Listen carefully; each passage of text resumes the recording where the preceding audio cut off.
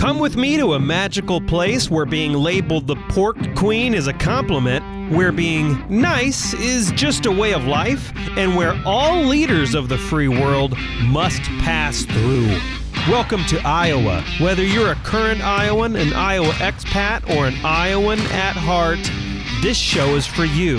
This is the Iowa Podcast. Real Iowans, real talk, no drama. I'm Justin Brady from the Brady Dental Care Studio, and joining me today is Joseph Nelson, the CEO of Roboflow here in Iowa, to discuss all the new AI regulations that were just signed by the president. Joseph, thank you so much for being on the show. I really appreciate it. Thanks for having me. So a lot to get into, and it obviously just happened. So this is, I'm sure a lot more will come out soon. But Roboflow, really quick disclosure, you guys were a client a while back. So obviously not a client now, but I want to get that in there. So for those that love the Iowa Podcast, every week we're bringing you really incredible information. We're bringing you great Iowa guests. And so make sure to subscribe, would you? Spotify, Apple Podcast, iHeart. It's even on Amazon. So make sure to subscribe. All right, Joseph. So the first thing is obviously Roboflow is a pretty reputable company. You guys have gotten some investments from some, like, I would just call them celebrity venture capitalists. And in the tech world, you guys are a big deal. So let's just, for people who don't know you, let's just get that out there. But obviously, President Biden has signed executive order regulating AI and AI companies. And so I guess the big question is, are you and your team concerned about it at all? Well, in general, the executive order was just signed yesterday, right? And the full 110-page document has just been released. And so pouring over the fact sheet and getting a sense of what's included, what's not included, is just as early for me as it is, I think, everyone. That said, I think the intentions are largely good. I think the administration's aiming to make the United States be a leader in investing in making AI be a core competency and capturing the upside of it while minimizing the downside. Now, in terms of the ways that I think regulatory has a history, or maybe lack thereof, of encouraging and enabling successful adoption of technology, I do have some skepticism and some concerns, especially as a smaller company. Regulation typically favors those that are incumbents, but I'm sure we can get into that. Overall, I think it's well intended, but it's also quite broad, and it's an executive order, so it's kind of to be determined how much of this can truly be implemented and enforced, and what exactly the specifics will be. I mean, when EOs like this are sort of passed, they're deliberately broad and generic, I think, to provide the opportunity for individual agencies to enforce and determine the best way to enforce, rather than extremely clear. And that's kind of the stage that we're at now, is there's broad-based terms, goals, and objectives, though not a ton yet of specifics of how those objectives will be borne out. So you're hoping that this shapes AI regulation, and that this isn't like the final, say in it. You're hoping that it changes. Well, I'm hoping that this invokes and instills and doubles down on investment on AI research in the US. I mean, a lot of parts of the executive order are about talent and investment in AI's upside potential for labor, for climate, a number of areas. There are also areas that the executive order calls for overwatch and validation, I would call it, of training of models. And I think some of those areas, while perhaps well-intended, may not accomplish their goals. But I think, taking the good with the bad, I think there are some areas here where the executive order is aiming to make it such that the U.S. is the place to do artificial intelligence. Right. So, there was a really interesting tweet. One of my friends is in healthcare, and he's in AI in healthcare. And he posted, director Arati Prabhakar, and I could be getting that name wrong, but he posted her comments, and essentially, let's see, what was the quote here?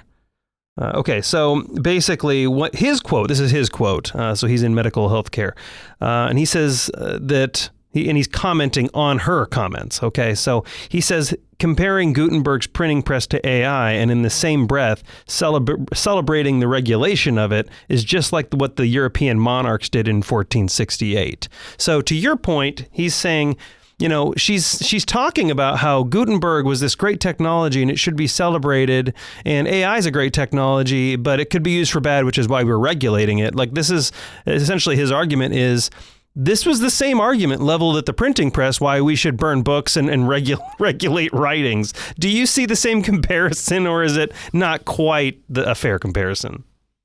I think it's far-reaching to make that comparison so far. I mean, I think skepticism is warranted. Like, there's pretty high-level, flowery language that would be tough for any one person to say, oh, yeah, that's something that we shouldn't do. For example, like, oh, we should capture the upside benefits. We should protect against risks. We should better protect privacy. We should evaluate how there's clear and fair standards. We should eliminate algorithmic bias. We should enable AI to be used responsibly. These are all noble goals and objectives that I think it's pretty difficult for anyone to disagree with, right? It's kind of like if the executive order, pretend we're not talking about AI, pretend the executive passes an executive order that's like, we should foster economic growth. Very few folks are going to be like, oh yeah, that's not something that we should invest in and have happening. The devil's going to be in the details of how one thinks we should go about fostering that growth, right? Like, if you're generally a Democratic Party, fostering economic growth is going to look different than if you're generally a Republican Party. And I think the same is true here for the executive order as it relates to AI. It's like, yes, it's very difficult to say, no, I don't, to disagree or not support advancing responsible use of AI. But if you said what the way that manifests, and this is TBD, but just an example, one way you could argue that responsible use of AI manifests is you could say the only way that artificial intelligence could be used in your product is if you pass a series of lengthy tests, and those tests could only be borne, the costs of enduring those tests could only be borne out by companies that are much larger scale. Like, for example, that's a good point. So for example, like, you know, the FDA in healthcare is known to be one place where there should be a strong regulatory regimen for the purposes of protecting citizen health, right? Mm-hmm. Like, you and I both want to ensure the medicine that we take are safe, tested, and validated. That said, I think if you talked with a number of healthcare experts, the multi-phase, multi-year waiting period does stifle many good drugs making their way to market more quickly. And you know, there's some balance between the regulatory regime that exists presently for bringing drugs to market and one that might be most optimal for enabling innovative drugs to be brought to market. And I think that for AI, you could see a similar standpoint, right? Like, think about it from the perspective of a young organization and a young startup. In the context of healthcare, if you don't have 5, sometimes 10 years of runway, like Moderna was a publicly traded company before they released their first product to consumers, right? And wow, if you're not a well-funded company and you have that sort of regulatory burden before you're enabled to bring your product to market, that actually may not advance the use of responsible use of AI. It actually might stifle our ability to know how AI should be used responsibly at all. Now, I'm not suggesting and making an equivalence of saying this EO calls for an equivalent amount of regulation of bringing healthcare or bringing drugs to market. I'm more just trying to draw the parallel that when we say we want responsible use of AI, one way that could be construed is limiting innovation and understanding of incredibly powerful technology.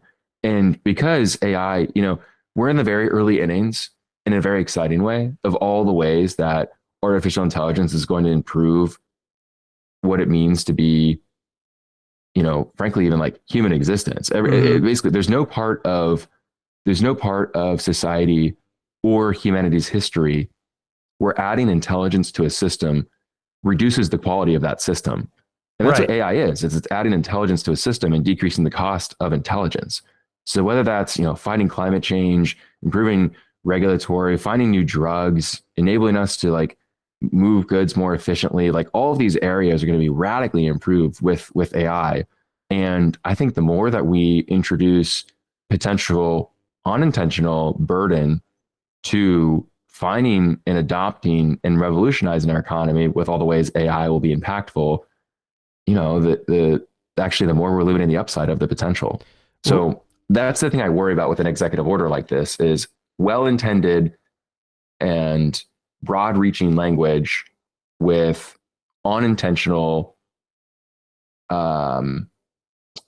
implementation, right? That undermines the results it's aiming to foster. Yeah, and you're not alone in that concern. A lot of people are wondering if this is a backdoor to regulatory capture, and a lot of bigger companies are saying.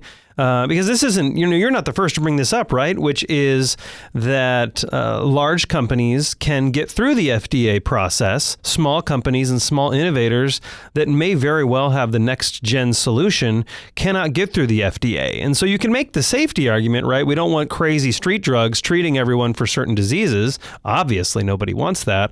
But at the same time, even like yourself, you guys are a very small startup and you were disrupting a lot of what bigger companies could do. And I could see why a big company would want to go to their congressman and say, hey, these little guys aren't regulated. They're not very safe. You should have extremely long and expensive processes to get, to slow down that runway for these small guys. So to your point, in this executive order, the Department of Health and Human Services has been tasked to create a program to evaluate potentially harmful AI-related healthcare practices.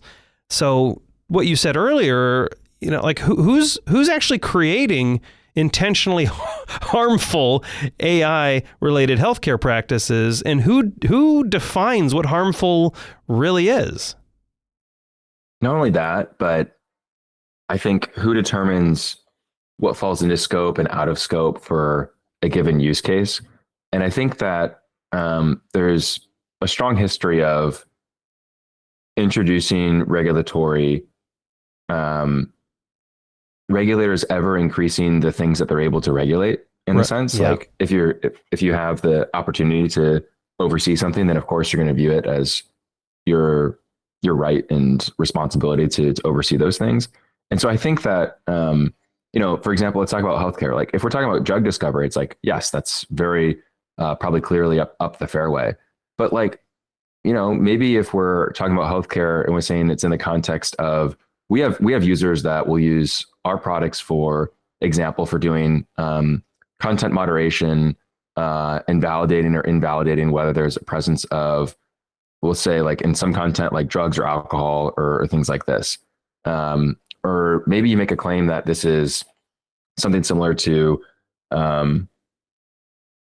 you could make a claim that that's similar to mental health care or consumption of products that are not healthy and all these sorts of things. I mean, I guess my point is I have a healthy sense of skepticism of what's in the air bounds and what isn't. And by the way, this isn't just like a self-interested, like, oh, okay, like you're one company, of course you want to enable AI to be used. It's much bigger than like small company, big company. This is like the way innovation happens. There's just so much to explore with artificial intelligence and machine learning that, it's the most powerful technology of our lifetimes. And I think that's what society is coming to realize and agree. Now, with that in mind, like, Andrew Ng's famous for saying AI is the new electricity. Imagine if only a subset of companies, of the 4 biggest companies of the era, are able to say and experiment and see you can use electricity for. The amount of ways that we would have limited consumer electronic growth and exploration. And it's just simply like, you can make it as simple as the following. There are more people outside of, the big 3 tech companies than there are inside of the big 3 tech companies. No matter how big they are. Right. Correct. There's more people outside than inside. And given that, there's more innovation and responsible development and exploration that can be taken place that fosters innovation and fosters things like cheaper drug discovery, better ways of solving cancer. Like if you're a startup that's trying to spin out of a university lab because you think you found an innovative way to tackle a form of novel cancer, in a world where you need to abide by a series and set of regulations, maybe you don't do that. Maybe Right. that feature doesn't exist. Right. And so I think what I'm suggesting is that we're very early in a positive way, and we should be looking at that with optimism for all the ways that we know AI and ML is going to improve and shape the way that we live. Yeah. And like to your point, one of my clients, because people on the podcast, this is my Iowa podcast, but people know that I do other stuff, right? This isn't my full-time job. So to your point, there's another client I had that had a amazing medical device, FDA cleared, really cool device, very small company in Iowa. I might actually have them on in the future. But they had this new device sitting.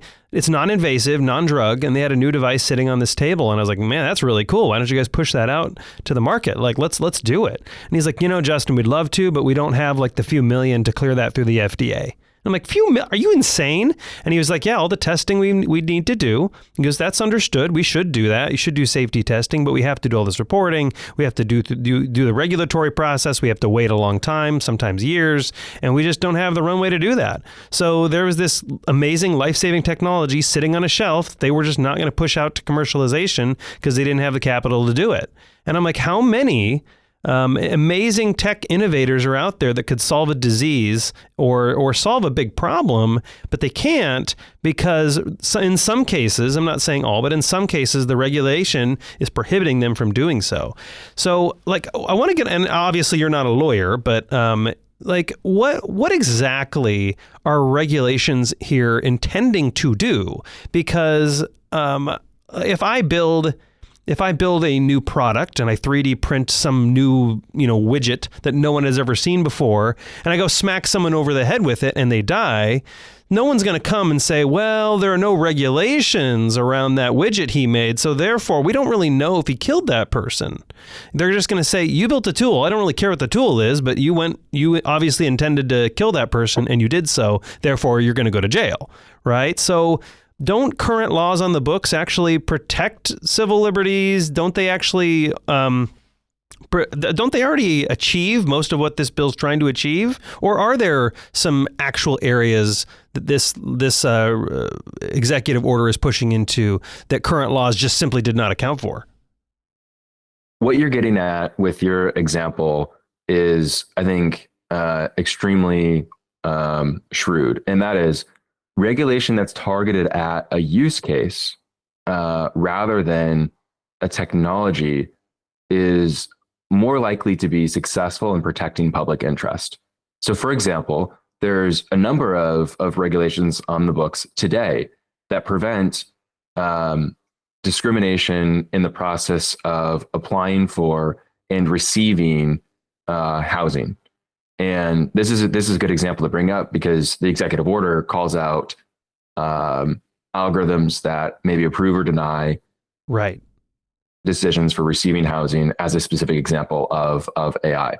And I think that the way to regulate something like this is to continue to lean into presently the outcome, the outcome of there should not be unfair preferential treatment for someone based on a set number of standards is how we know if a system is fair or not. It's not whether or not the technology uses AI. It's whether the outcome results in exactly equitable treatment of all that are participating in the system. And you take that same form of thinking to your 3D printer example. It's not whether or not someone used a 3D printer. It's what they used the outcome of that 3D printer for.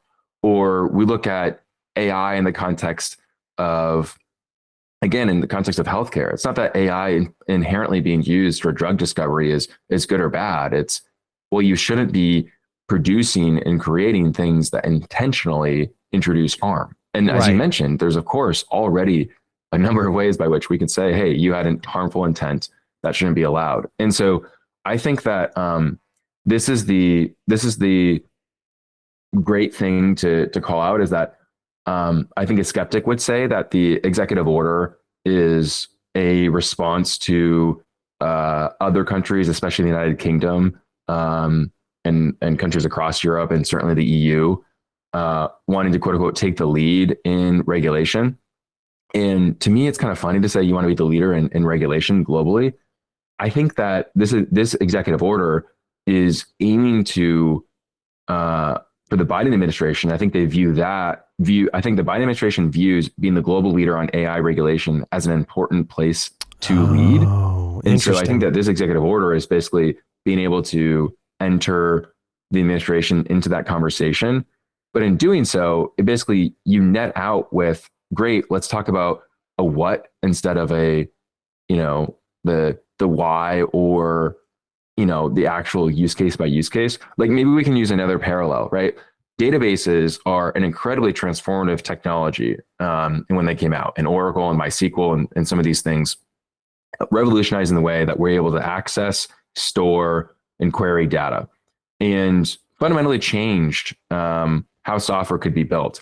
And if I said to you, Justin, hey, there's a new technology coming online that allows me to store every single thing, every single record of a place that you've been or a document you've written, and access and retrieve that record in sub-second latency for the purposes of making decisions or applications about something you're going to do, you could say, oh, wow, that technology, that sounds way too powerful. Like, those databases, those right. need to be banned or regulated or better understood. And that's kind of what's happening here to some degree, when in reality, what should be done is, well, how are you using that database? What information are you, the information that you're storing, you're using it to what ends? And that's the same thing for AI, right? The age old, you don't regulate the use of a hammer, you like the existence of a hammer, you regulate how to use a hammer. AI is an extremely powerful tool that's a new form of intelligence. But at the end of the day, it is still a tool that we can wield. Right. And so we should be thinking through it in the lens of, how do I wield this capability? Not the fact that the capability exists in of itself. Yeah. And let me get one more specific thing about databases to AI if present. The way that regulators have been talking about regulating AI in terms of its capability has been in terms of model size and parameters, which is extremely misguided. So the way that model intelligence is often measured is by its capability, and its capability is, yes, indeed, typically correlated with the size and number of parameters of that model. Parameters meaning how many things basically it takes into account when making a decision. So if you take more things into account, it follows that you might be more capable of a technique. Well, doing something there's been some suggestions that a good way to regulate AI is, if you're a model above some parameter count, then you need to start reporting on results to the government. Or if you're using compute above some threshold, then you need to start reporting to the government. This is exactly the type of regulation that is somewhat equivalent to regulating by counting numbers of lines of code. Like if your application, that's a good point. If your software application exceeds X number of lines of code, then you need to start talking to the government. And as you and I talk about that, hopefully that becomes abundantly clear that it's not really about the number of lines of code or the efficiency of your code. It's more about, what is that code doing and for whom and to what end? Because you could use a big model for relatively benign purposes, or you could use a big model for relatively harmful purposes. But the model size itself isn't really the relevant portion of that. It's how are you using the model? And that's where regulation can be, and perhaps already is, targeted. So ultimately, I think focusing on, the fact that you say AI means that you need to go through a new set of standards ends up being misplaced, versus how are you using AI, and is that a place where there's either existing laws that protect the equitable and fair and just treatment of people, or is there a new place that we need to investigate to ensure that we live in a society that is right and just? Right, because this can set a precedent that, everything capable of hurting another individual should be regulated. And if I can define what is potentially harmful, I can regulate pretty much everything. Even I would imagine I could regulate paper.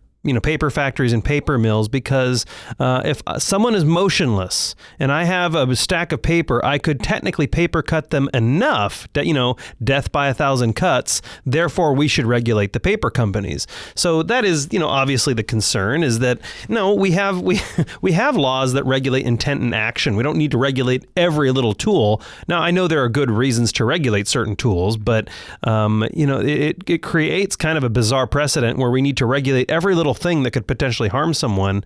And to your point, the Biden order looks like it mandates companies share safety testing results with the U.S. government before they release any official AI systems. And so, if you're sharing all your data and results with the government, two things are a concern. One, who's being influenced to influence these test results? Are they going to want certain AI tools coming online? That's obviously a concern. But the other one is obviously cost as well. And the other one is what really defines harmful. That's still, I don't see that anywhere in the bill. So one of the concerns is you mentioned earlier about other countries looking at regulating AI and how maybe the Biden White House wanted to kind of set precedent and they wanted to be the first to do this. If regulations do get a little too heavy-handed over in the United States, let's just paint that picture. Like, what if it gets too heavy-handed? What if these regulations kind of bog down innovation? What's stopping you or your co-founders or your company from simply outsourcing your development or your AI work to another country? I think that's one potential downside risk is you're not able to capture and attract innovators.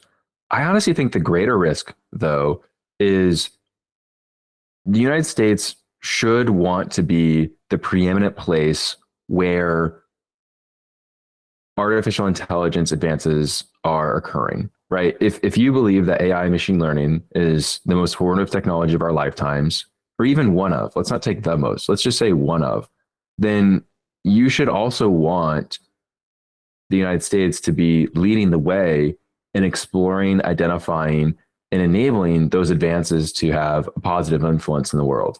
Let me paint kind of an alternative.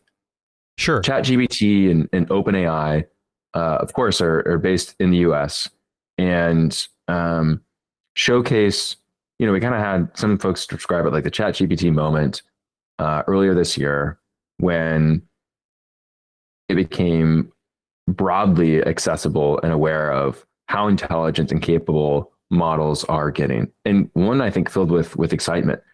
Now, imagine a world where ChatGPT didn't come out of the US. Imagine a world where it came out of another country, where that country published the next best gen model.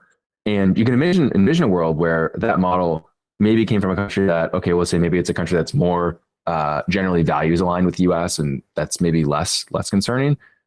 Imagine a world where countries that are generally more adversarial with the US published it. Like, imagine a world where Russia published the next ChatGPT or China published the next ChatGPT.